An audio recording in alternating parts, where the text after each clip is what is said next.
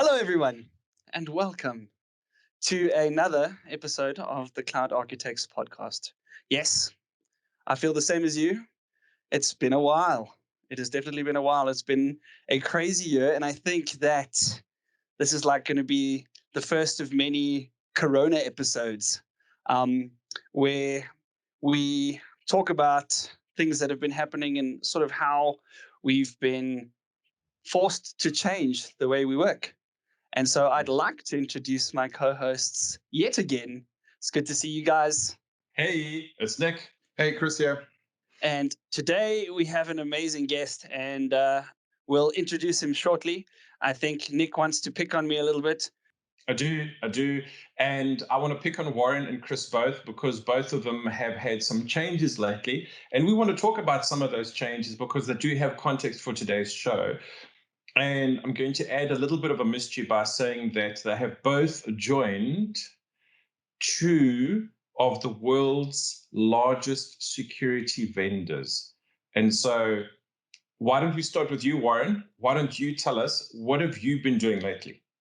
Yeah, so it's strange when you say security vendor, right? Because that's a new thing. I mean, who ever thought that Microsoft would be a security vendor? So yeah, I started working for Microsoft this month. It was a bit tough because I had to give up my MVP status, but it's okay. I don't have a trophy anymore. I more have a blue badge. So I mean, it's somewhere here, and I could probably show you. But yeah, I have And a blue badge. congratulations on that. Yeah, well done. Thank you. Congrats. So, cloud solutions Yeah. architect. I guess the really cool thing is that I get to use the internal Microsoft tenant now for Azure. Yes. Oof. Okay. But anyway. For all your go, hosting right? requirements, it's at WarrenDT on Twitter. Don't want to go breaking some new NDAs, but sure. I think it's a beautiful thing. It's a wonderful company to work for, and as a friend was saying a little bit earlier while we were bantering, Such has done amazing things, man. He really, really has. Incredible company to work for, and like parental pandemic leave. Can you believe? So I get, if I wanted to, I mean, provided the workload isn't too hectic, I can teach my child. I can take leave and teach my child, which is pretty rad. So I think that's a cool thing. And yeah, like I say, it's amazing to be actually sort of, as an MVP, you sort of delve in it and you push to sort of create this second career. So with an MVP, I mean, you really work hard to maintain the two. And now I'm lucky enough to be like, okay, well, the two have merged. So not only do I get to promote Microsoft technology and use Microsoft technology, it's like my job. So it's good. Yeah, well done. That's awesome, man. Congratulations for that. Thank you. And I guess everyone's looking at me now. So yeah, we're all looking at you. You've had a huge change.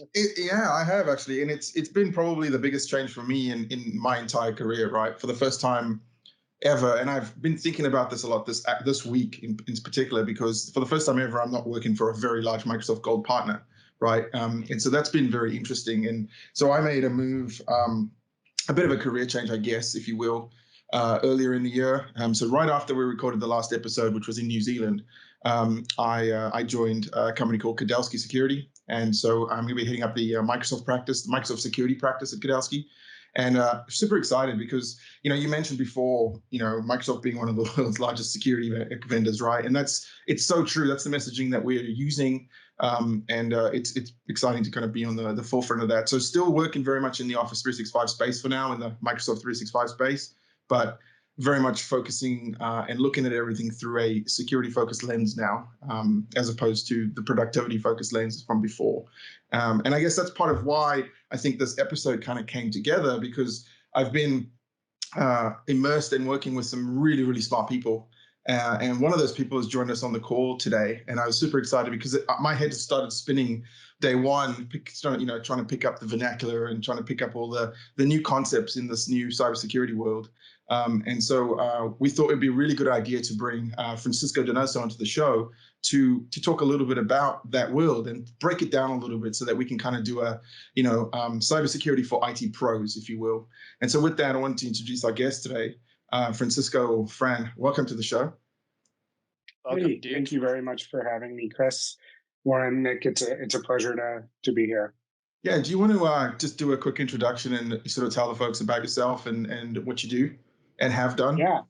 Yeah, absolutely. So, as Chris mentioned, we both work together at a company called Kudelski Security, and it's been a real pleasure the last few months getting a chance to work closely with Chris. We've been working very closely for the last few months, and that's been great. As Chris mentioned, I've been in cybersecurity for almost the entirety of my professional career. I sort of fell into it in the very beginning. I got a job at a company like Kudelski years ago, doing like security monitoring for a bunch of different companies. And I fell in love with it. I fell in love with cybersecurity, even though that wasn't a consideration, when I was in school. But through my career, sorry guys, I've had an opportunity to actually kind of travel all over the world and work with some of the world's largest companies.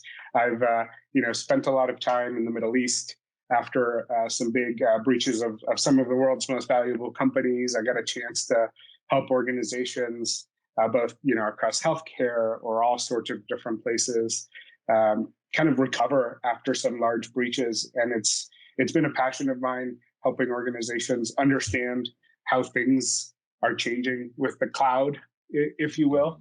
One of my favorite things about cybersecurity in general is how quickly we have to adapt to new technology. I think all of us are probably familiar with that stuff as new technology comes out.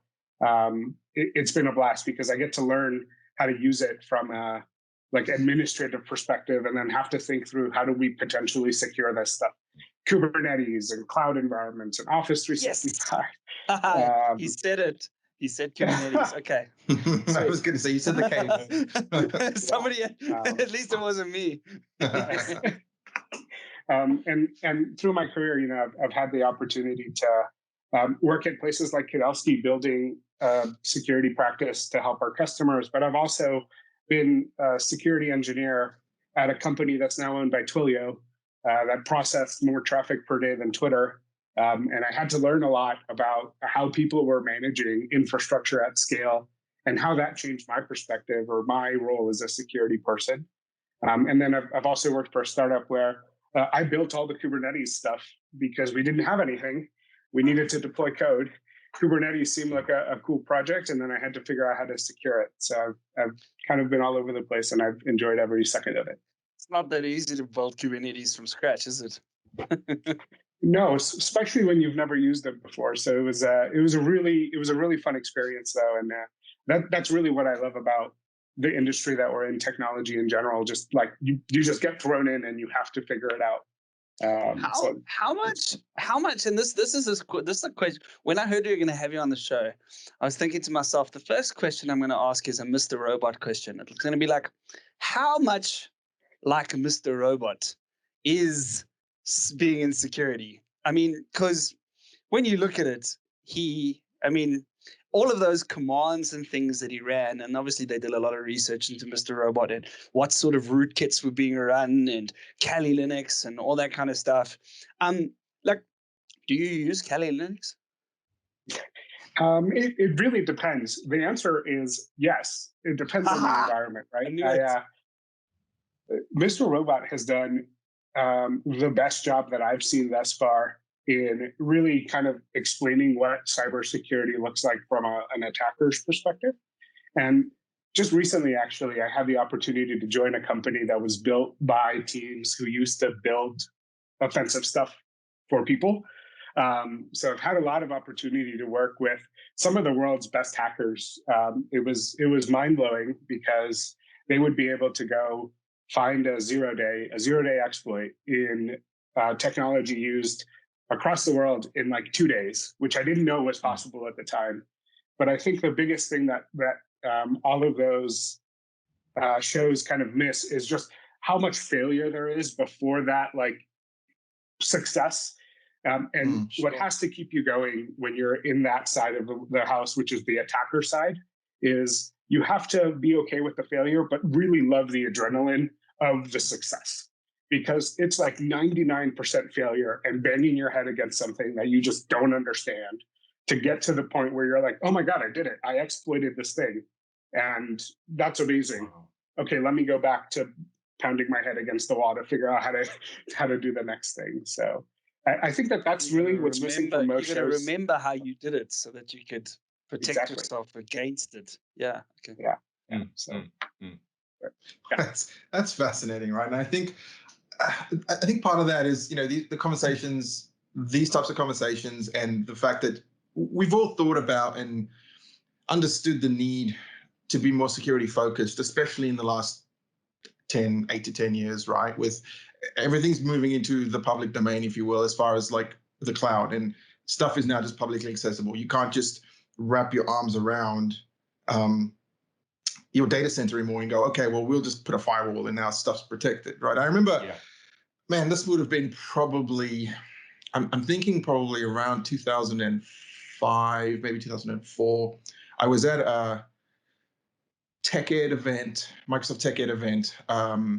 It was in Joburg, so it was the early one and did them at Sun City. And there was a gentleman by the name of was it Steve Riley, who used to work for Microsoft's Trustworthy Computing Group and went on to AWS, and I'm not sure where he is now, Riverbed, I think at one point too. And at that time, he was talking about the concept of perimeter or boundaryless data centers, right? And I still remember the talk was called something like, it's 10 a.m., do you know where your data is?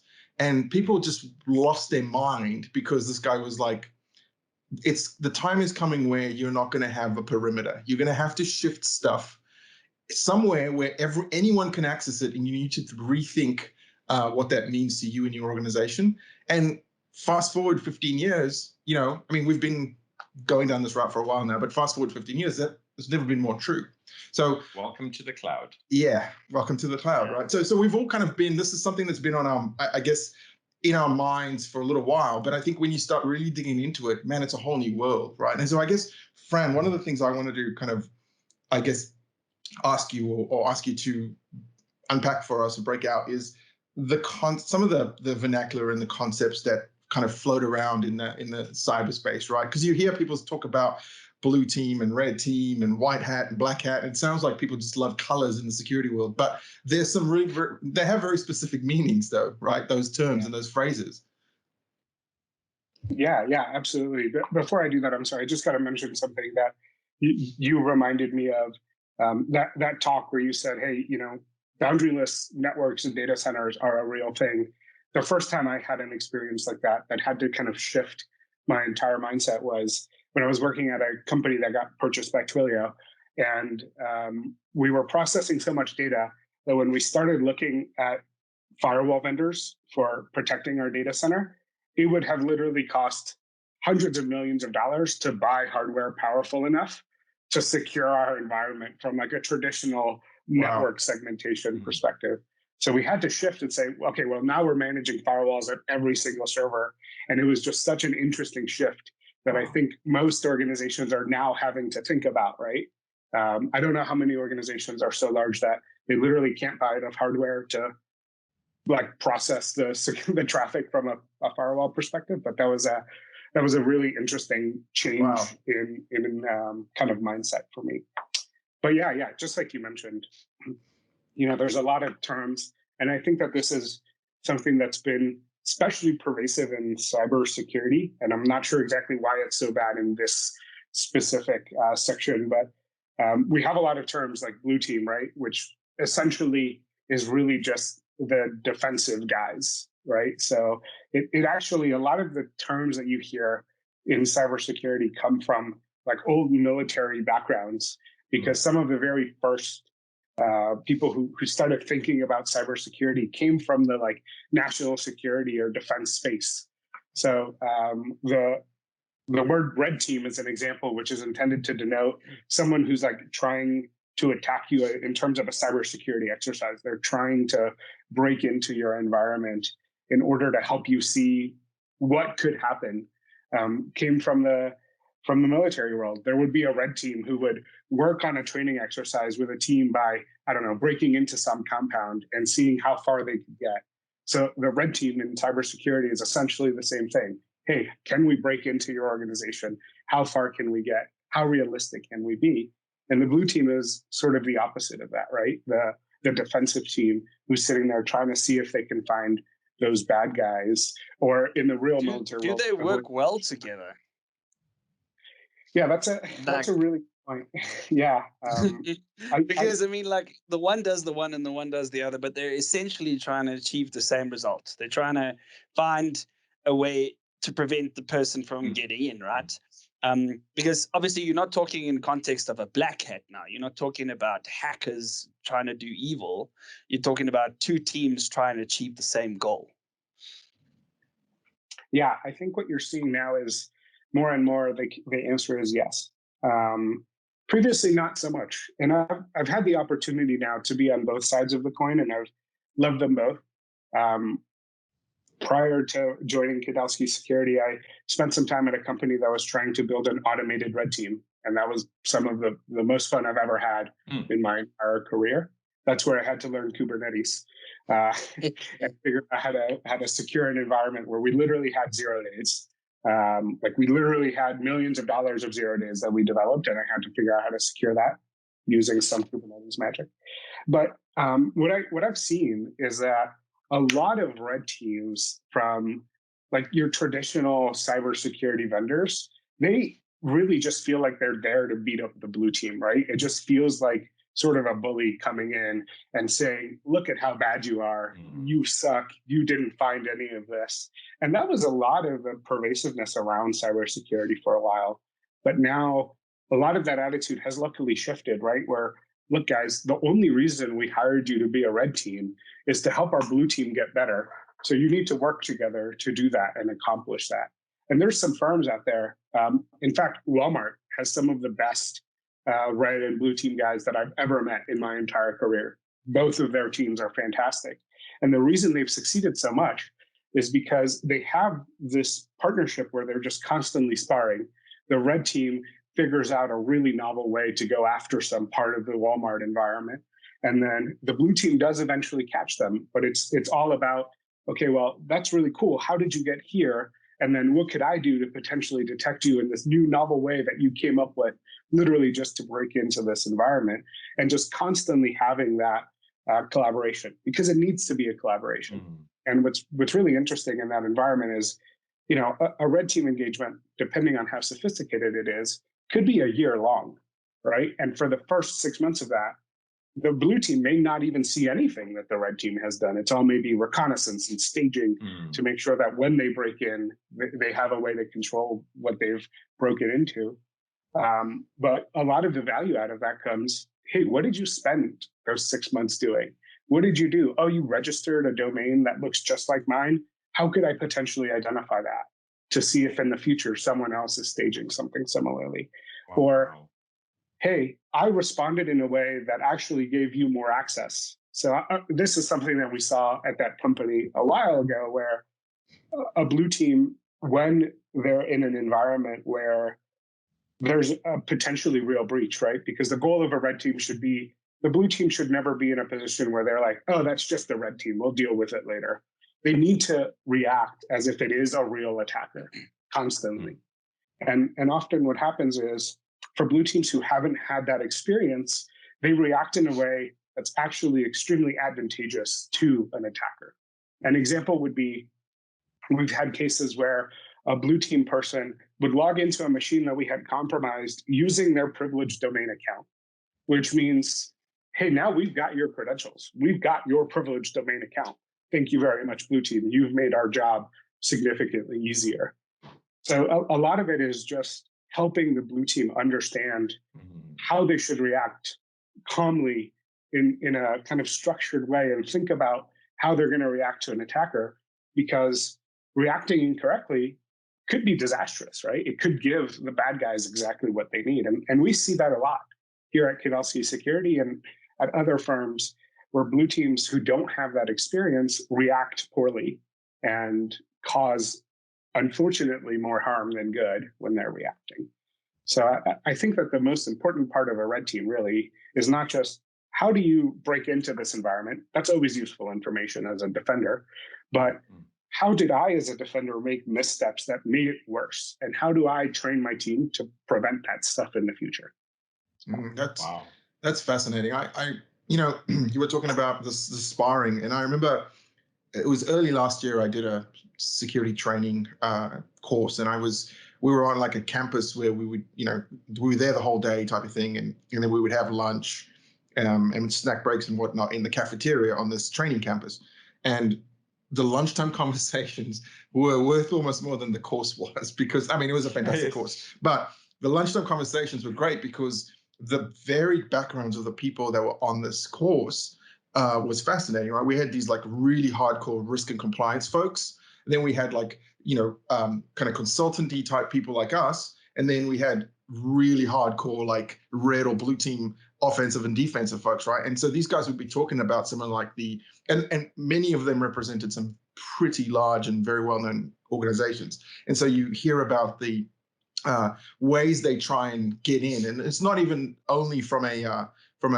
breaking through network layer type stuff, but like even just physical security penetration testing, right? Like trying to sneak in as a pregnant lady, or get through physical security controls because you're pregnant and you can't fit, and that all of these like wildly crazy concepts that you just go, people do that, and I'm like, yeah, we run these types of operations all the time. Like get really, really good looking girl to come in and try and walk by, all that type of stuff. And it's amazing how they would target people, like target a particular security guard, physical security guard, because maybe he has a wandering eye, so you bring in an attractive young lady to try and, do you know what I mean? Like the social engineering aspect of this is astoundingly interesting too. What's the end goal, right? I think this is also quite important because like if we weren't humans and we didn't have free will and they weren't I don't want to swear. That makes a change. I'm thinking to myself, Pierre, I'm saving you here, pal. Like you get really bad people, okay, that want certain things for certain things. But like to go and hire someone that is going to do that takes a lot of planning, a lot of motivation, a lot of money to orchestrate these sorts of social engineering attacks and things like that. And, what is the end goal? Is it to go, I got in, or is it more of a like, okay, we're actually going to steal stuff, and it's actually corporate espionage, and all these conspiracy theorists throughout the world were actually right?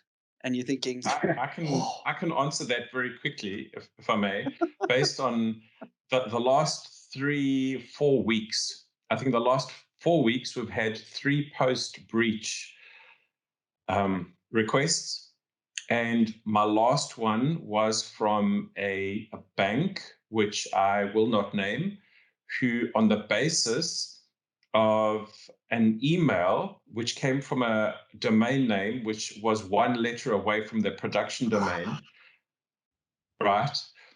However, had all the right SPAB records in place, so SPM and DKIM all checked out, issued a request to accounts payable with, and you can see how long this breach has been in place. I'll tell you in a second. And sent a request to accounts payable to say, please, will you pay this amount? The person from accounts payable said, hang on, this looks fishy. Should I respond to this? And 5 minutes later, an email came back from the attacking domain saying, yes, this is correct. Go ahead and pay. And what's even worse is that the attacker had crafted a PDF document with 3 signatures, which they had literally photoshopped on top of a PDF. So at first glance, it looked correct, but at second glance, you could see it was manufactured. It lost $400 on a Friday morning. Yeah. So yeah, yeah. The goal, I guess, is trying to secure all the aspects, right? All the elements. And there's this fascinating. So there's a podcast that I listen to quite a lot called the Darknet Diaries, and if you haven't checked it out, well worth listening to.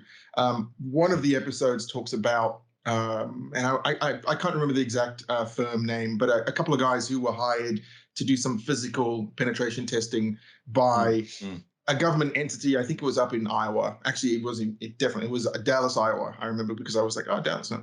And they essentially got caught, but knowingly got caught. They tripped an alarm at a courthouse that they had managed to get into after some recon and whatnot. And so they waited for the cops. And as they normally would, when the cops come and arrest you, you give them a document that says, we were hired to do this. Here's the signatures of all the people.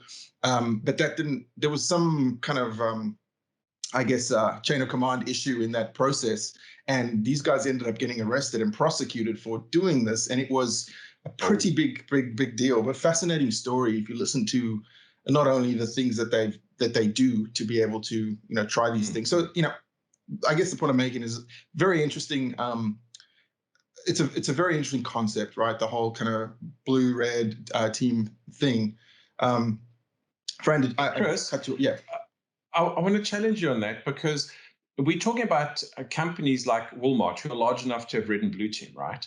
And obviously they're guarding against, and this is where things get super interesting, because companies of that size will suffer things like nation state attack, and companies, or should we say attackers with literally unlimited budgets.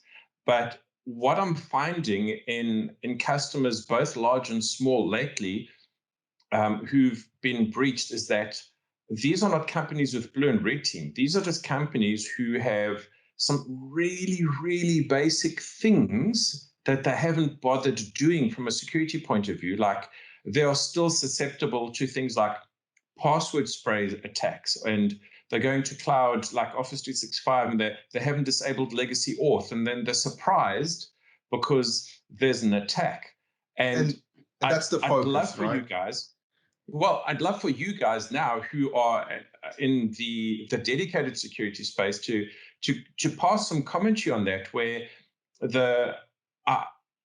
in my mind, and I don't mean this as a scaremongering thing at all, hear me right, I think most of the world who doesn't have any kind of security consciousness is so stunningly exposed that we're actually beyond what Microsoft says in terms of assuming breach. They're just exposed. That's a great point, and I think that's part of the reason why I think it's important to have these types of conversations, right? Because I think there shouldn't be a silo between the information technology group and the information security group anymore. Like, this has to become, they have to be able to work together a lot more. And what's fascinating about the Good luck with space, no, and this is true, right? Because what's fascinating about the space, and Fran has some really good data on this as well, is that historically, the security teams and the InfoSec guys go and buy the security products separately from the people who are buying productivity products, right? And so what Microsoft has come in and done as well is we're bundling everything together. So when the productivity team buys M365, they're now getting all of the security products, right? And so what I had seen previously with working with large customers is that you go through this massive migration program and you're halfway through it, and then all of a sudden the security guys are like, hang on, what is this conditional access thing you guys are wanting to implement?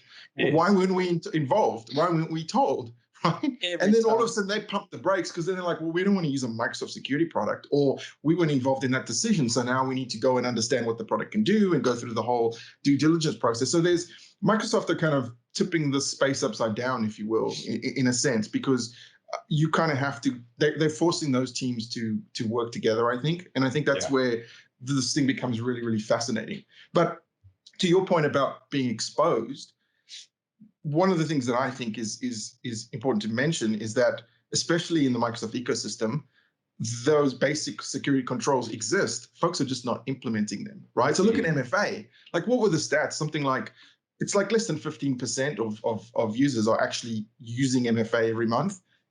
Everyone in every tenant has the ability to enable MFA, but not everyone is doing it. That's why included. Yeah, exactly. And so that's why, like, we should start every episode with like MFA. Yes. Yes. So let me throw this one over to Fran for some commentary.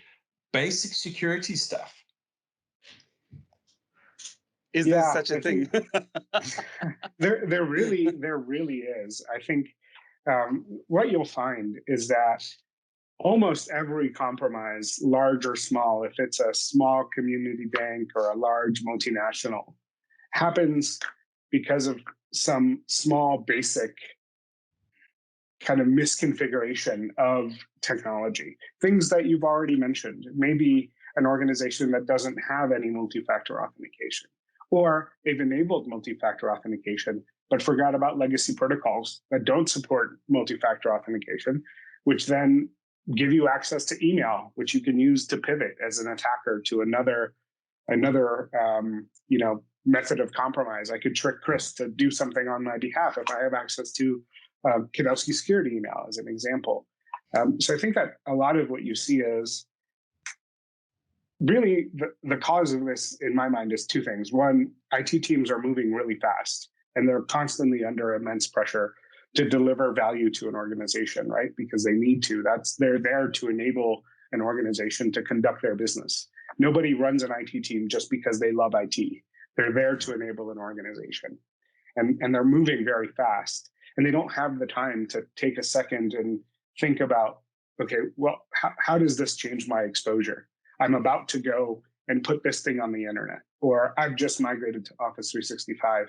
How does that change the way that someone could interact with my environment? And that's where a red team comes in, right? Because a lot of the defensive guys, or even just IT guys, they don't know what they don't know. They don't know how a system could be misused. And the reason that hackers or attackers are so successful is because they're honestly all the time just being creative. How could I use this thing for what it exactly was not intended to do on my behalf to be able to break into an organization? So I think that a lot of it is the IT team just doesn't have the time, but they also don't have the kind of concept of how do I misuse this thing to gain an advantage or break into this organization. And the second half, I think, is security teams kind of all over the place have built this culture where they're just the no people. They're the people that nobody wants to talk to because they're going to cause a project to grind to a halt, right? They're not there to enable the business. They're there to just say no and tell the IT team, too bad, you got to go do this all again. So I think that what's really important for any organization is to build a culture where the security team is an enabler to the IT team, right? An example of this is actually Facebook and some of the big like Silicon Valley companies. The security teams are working directly with the DevOps teams or the IT teams to help enable security and make their lives easier. A perfect example from Facebook is the Facebook security team wrote a piece of code, a library that enabled secure checking of passwords. And they literally went to the development teams and said, hey, you guys don't have to worry about this anymore. Just use this thing that we wrote and you don't have to worry about it. There's not a lot of teams that are doing that. A lot of teams take a back seat and they're there to, like I said, say no, rather than collaborate with a technology team and say, how do we make this project successful, but securely? So I think really it is a lot of companies don't have the basics right because the IT administrator is too busy. They put something up, they forget about it. Nobody does inventory. Well, nobody, literally any company I've ever worked for, none of them do true inventory, correct? Nobody knows what they own. But at the same time, even if they know what they own, they don't know how they potentially have misconfigured it and how that could be advantageous to an attacker. So, yeah. So do you think that, just changing gears just a little bit here, but thinking about sort of more on the management side, do you think that there is a misunderstanding between organizations using a managed service versus with an expectation, and this happens in the cloud too, right? There certainly have been discussions that I've had where folks go, well, our on-premises environment's a mess, but we're going to AWS or we're going to Azure, so it's going to be perfect. And I was like, well, no, that's not quite how this works. Like, you don't just throw stuff up into the cloud and then now it works, right? So do you think there's also a bit of a misconception that people go, well, we're moving to Microsoft, to the Microsoft, M365 platform. Microsoft is going to deal with our security now. Well, what are you guys seeing, right? I think so. I think absolutely. I think a lot of organizations, at least at the very beginning of cloud, if you will, right? Like infrastructure as a service, they didn't consider the shared responsibility model, right? They just saw, hey, I'm putting my data in AWS, now it's their job, or I'm putting my infrastructure in Azure, now Microsoft has to deal with it. That's not the case. And I think what you've seen is all of these companies, Microsoft and Google and AWS, have started to enable their customers to build some really secure software and some very secure environments, essentially included, right, for free in their plans. They're doing a lot to enable their clients. Microsoft with MFA for free and all of the security features they've built into even base enterprise plans for Office 365. But organizations aren't taking advantage of them because one, they either don't know, or two, they think it's Microsoft's problem.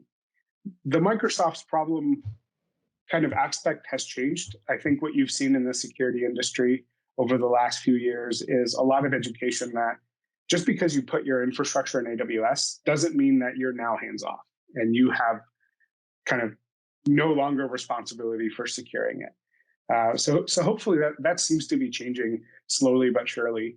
But at the same time, what I've seen that's unfortunate is a lot of traditional IT security guys, they don't know how AWS or Azure works, right? They don't know how Office works. So they're put in this position where they're familiar with maybe the on-premise legacy way to do things, but they also need to learn about these technologies to be effective at securing them. And a lot of organizations aren't enabling their security teams to go and learn that stuff so they can be effective. Hopefully that answered your question. Yeah, that's a fascinating point. Do you think? I mean, there is obviously a very big difference between your traditional managed services type business, right? And Nick, you know a lot about managed services. It's something that you're involved with every day. And then the concept of managed security services, right? I mean, is it worth us just unpacking the differences there about what customers should expect when they sign up for one or both of those things? Because managed security services is very different, right? And Fran, that's a part of your background too. So, I mean, should we go into that just a little bit? I think that'll be a fascinating topic. Sure. I just want to start by saying that it's really interesting to me because some of the nation state attackers that Nick mentioned earlier have found that the soft underbelly of these large megacorps are actually their managed service providers. Wow. There was a report put out, if you Google the words cloud hopper, it was literally about how China or Chinese nation state actors were breaking into companies like IBM or other large managed service providers, not managed security service providers, because this one single company has access to a multitude of different environments for some very large organizations. So they were actually compromising their managed service providers to then pivot into other larger organizations because that may have been easier. So I think that what you're going to see and what we're going to continue to see is these really creative, truly nation state actors who have unlimited resources. They're going to target the big guys that have access to a lot of environments at once, because that's really valuable. And what I've seen from a traditional managed service provider, someone who's maybe your outsourced help desk and who's helping you manage Active Directory and helping you, deploy new servers or what have you, they typically see security as kind of like a bolt-on, right? Something they have to charge their customers extra for. And that's where this managed security service provider space came in. And what I've seen, unfortunately, I'm going to be totally transparent here, is that a lot of managed service providers that are specialized in security, so managed security service providers, are actually detrimental to their customer security. I've worked for a lot of MSSPs, and what happens is clients hire this MSSP. They no longer feel responsible for their own cybersecurity. And the MSSP is not really built to support them in that mission, right? They're just like, oh, no, that's fine. That MSSP will deal with it. I don't have to worry about it. And these MSSPs, a lot of them were built in really interesting ways. I'll give you an example. I used to work for an MSSP organization that was built because the company used to sell firewalls. And one day, a sales guy sold a lot of firewalls. And the customer was like, yeah, but what if I paid you to manage them too? And the sales guy's like, yeah, that makes sense. We can make this profitable. And they built this entire MSSP that just kind of got bolted on, right? That's like, hey, okay, well, I'm going to go hire some fresh out of college kids to manage these, I don't know, 1,000 firewalls for this customer. And it just kind of snowballed. And what happens is these managed security vendors, they never take the time to think about, okay, well, how do I actually provide value to my customer in a defend you perspective, rather than just managing a firewall or managing a web proxy or whatever other security technology. So truly, if I'm being transparent, spending my career in managed services, a lot of managed service providers are a detriment to their customers. And that makes me really sad personally, right? Because we should be helping our customers, but most of them unfortunately don't. I know that wasn't exactly what's the difference between an MSP and an MSSP. And the real difference is one of them should hopefully be focused on security. But truly, I think a lot of organizations need to kind of take a step back and understand what's the additional risk that I'm introducing to my business by hiring a company that will absolutely be targeted by threat actors. Like, yeah, but it's not a one size fits all thing as well. And I think a lot of MSSPs sort of fall short on that too, because let's say they're vendor specific. And so vendor specific, we only use Palo Alto or we only use FortiGate or whatever the case may be, is it doesn't encompass everything. It's not taking this broader security look at it. It's more like, okay, well, the people that I'm hiring know this, so they will use that. And then what happens is that's what we are going to sell to the client. And then at least we know that we've got our bases covered. But the way you do one thing in one technology and the way you do something in another technology are completely different. And it's like you said it just a little bit earlier, and moving back to this whole InfoSec versus IT thing. And I find that's the biggest issue that I'm experiencing now at the moment personally is, yes, InfoSec say no, because that's their job, understood. But also at the same token, they're not very helpful. They're not very, they're more like, how about you redo that and come back to me when it's done? And then I will say yes or no. It's not like, okay, maybe we can do it this way, or maybe we can do it that way, or because they're just like, no, come back, try again, as opposed to that helping that you were talking about. And I think it's very, very important, especially in the times where we're like, oh, well, AWS does this, Azure does that. How about we just put an NVA and then it's the same both? How about no? Do you know what I'm saying? And so what happens is you end up with two NVAs, vendor specific, in two separate clouds because you're trying to make them the same. But in actual fact, it should be, okay, well, they're different technologies, but you apply similar principles using their technologies and you end up gaining. And I think that for me is a big issue at the moment. I don't know about you.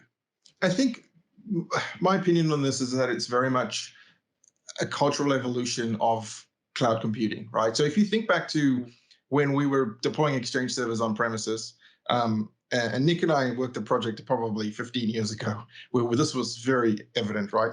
The messaging guys only looked after the Exchange environment. Then you had, guys looking after SharePoint, firewall team there, endpoint team here. Like you had like 20 different teams looking after all the various aspects of the productivity suite. With Office 365 coming in and these things becoming more tightly connected, I think one of the evolutions I've seen, and certainly the organizations that I've worked with who have made the best strides or at least had the best adoption of Office 365 have been companies who have looked at this and gone, well, that structure doesn't work. We need to have a team of productivity people that yes, maybe some person's skill set is more SharePoint or Teams focused. Another person might be, an identity person, but they need to work together to make the platform successful, right? I think that the next part of this evolution is getting the InfoSec teams and the traditional IT teams working together as well. Because at the end of the day, like, all of this stuff has to sort of melt together for it to become a successful and secure deployment. Like, you can no longer look at just security as a thing. It has to be built into everything that you do, right? As a default, cloud first, but I almost want to be like, security first, cloud second. But it's really the way it's going to be, right? So much. Hey, what can I? Fair enough. Yeah, I totally agree with you on the InfoSec teams and IT teams need to work together. And I think, honestly, the biggest thing that any security team internal to an organization can do is be more approachable and be willing to help more. You're not there to say no. And the more you say no, the more people will bypass you, right? Like, if you're just the no guy that's going to take a critical project and just halt it, nobody's going to come to you, and it's going to make it to production, and you won't even know it exists.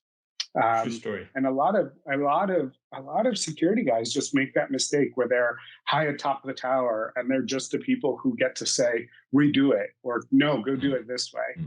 But at the same time, a lot of what I've seen personally is some of the older traditional security guys, maybe they're not familiar with AWS at all, or maybe they've never even written an application, right?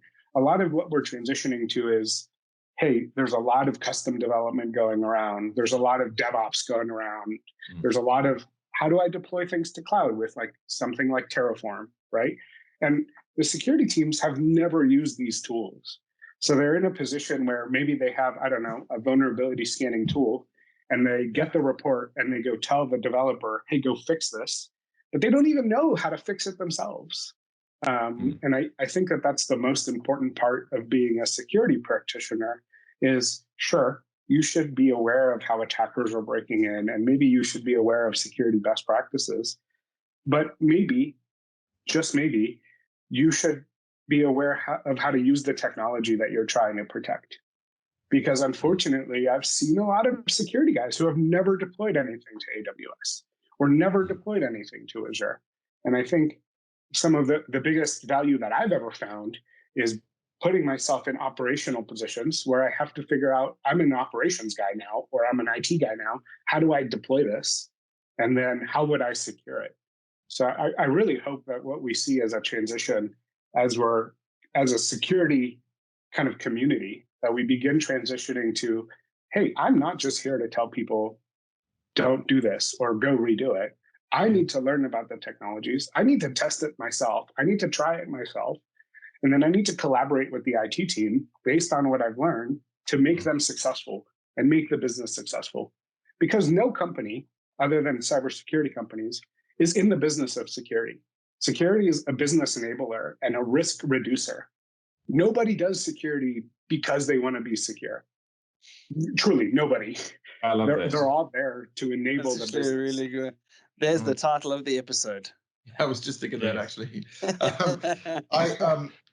So I think a couple of thoughts that I have on that, which is kind of interesting, and you kind of brought up here, is one of the things I've learned over my time, and the three of us spend a lot of our time in the community doing community stuff, right? The vast majority of the last 10 years, for me at least, have been spent doing that. For Nick, it's even longer than that. And there's definitely a difference in the community interactions between InfoSec folks and then just your traditional IT pro people, right? And it's very evident if you go on Twitter and you look at and I think it's changing. I think the younger generation of InfoSec people are becoming more community focused, at least about kind of sharing things and being open to just contributing to the community and taking and give. It's a give and take relationship, right? But I certainly have found that there's a very guarded approach in the community, in the InfoSec community, in many aspects. I think we've been very welcoming of inclusivity in the IT pro community. I think and dev community. Sorry, I always say IT pro, but I always include the dev guys into that as well, because it's very much part of it.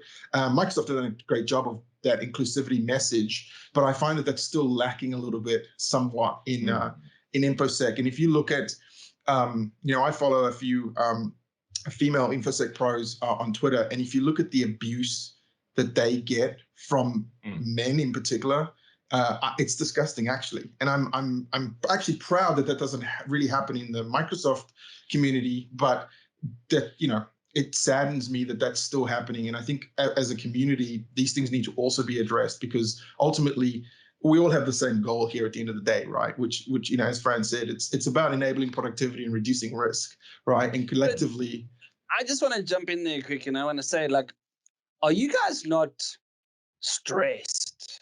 Like, because if a hack happens, right, whose fault is it?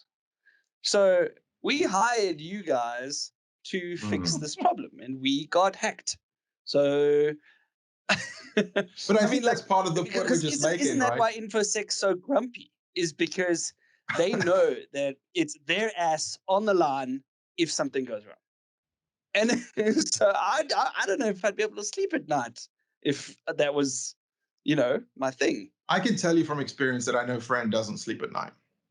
You see? Well, I think that honestly, yes and no.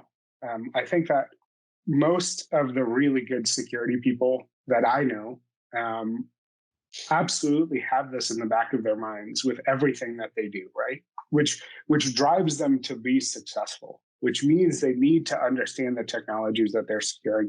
They need to have very strong relationships with the development teams and the IT teams and the infrastructure teams. So I think yes and no.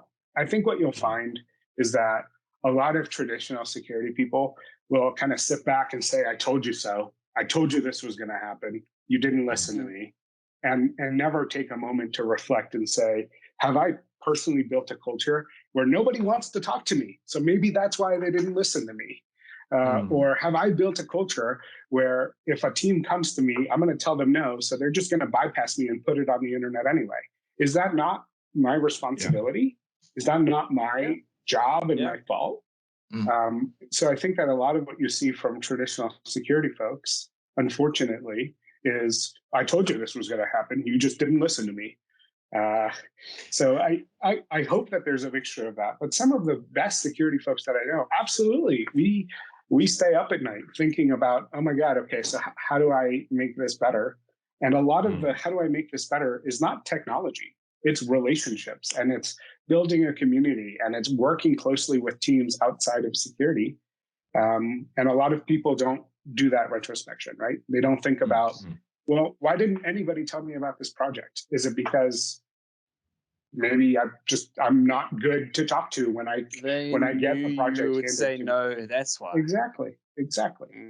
So I think I hope that some of that is changing in the community, but I don't know. And then also, really, the reality is a lot of security vendors, unfortunately, have started selling these snake oil easy solutions. Just buy this thing. It has machine learning. It has AI.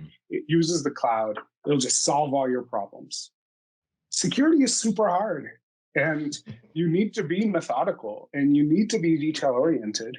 And I've never, until now, where we had the opportunity to build a managed service practice that I'm proud of, truly, I've never worked for a security company that literally sat our customers down and said, okay, this is going to be really hard, but we're here to work with you.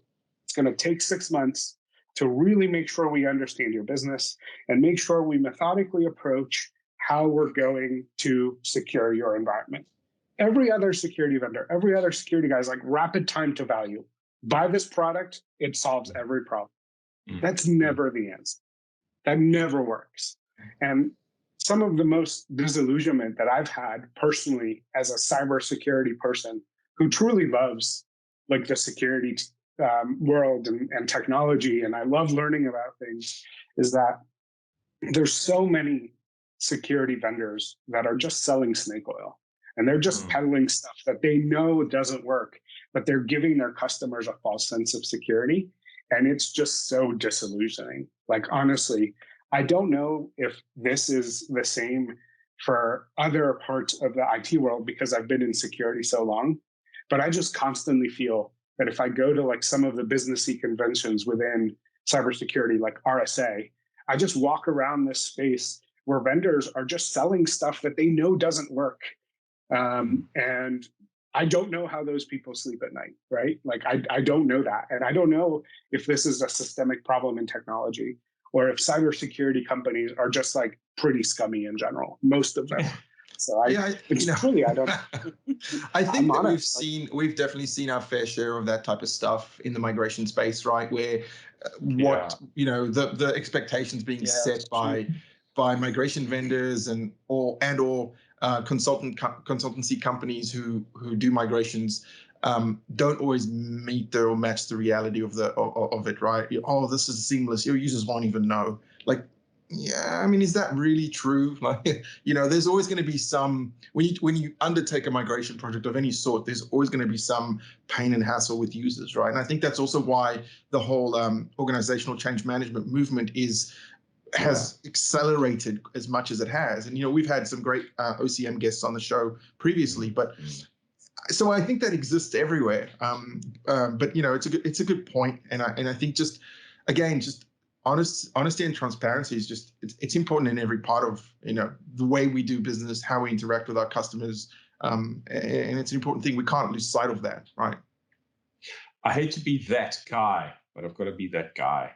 Jeez, I think we could have gone on for hours, dude. I know, think but part two has to happen. But before we go, I'd like Fran to leave our listeners with, okay, I've heard the stuff and I'm really worried. I'm not going to sleep tonight. Yeah. Would Give you us put our a listeners at takeaway. ease, please? What if I am let's dial it right back down. I'm an owner of a system. I could be a developer. I could be an IT pro. I could be a business person. I could be a CISO. I've heard all the stuff. I've heard the show.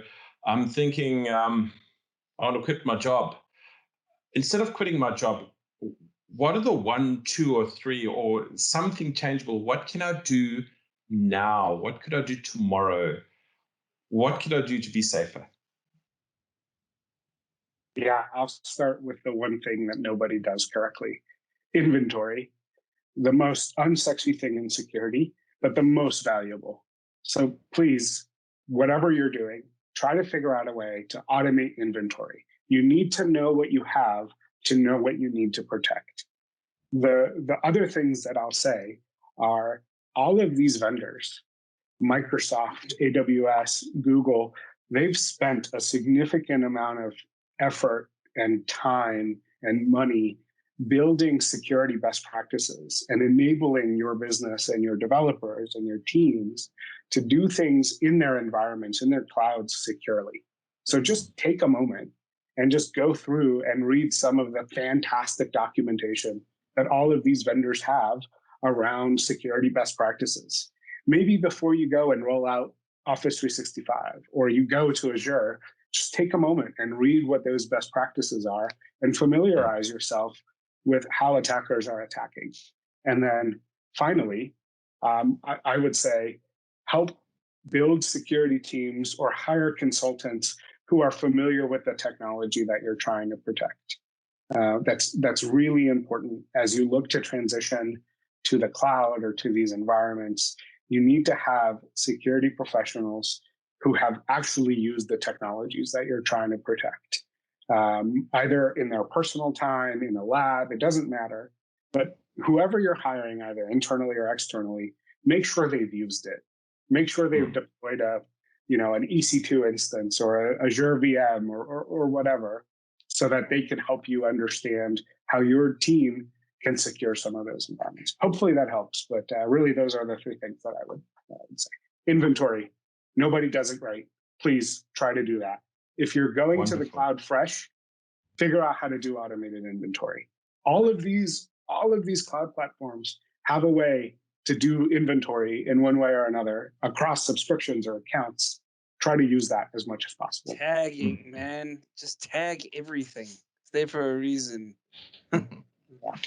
That's very insightful. I think, in many instances, the attacker knows the platform better than you do, right? So Yes. you really need to spend the time making sure that you actually understand what we're working with here. So that's awesome. Fran, it's been awesome talking to you as always. And before we go, is there anything that that you would want to plug? I'm not sure how active you are on social media, things like that. But if there's anywhere, if you want to put that out there, feel free to do that now. Guys, any closing thoughts from you?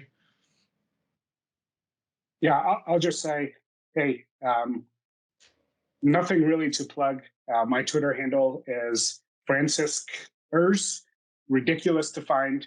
Don't worry about it. I'll make sure that Chris has a link to it. But it's been a pleasure, guys. It's been a blast. Really enjoyed talking to you, and hope to be able to do it again. Oh yeah, Awesome. definitely.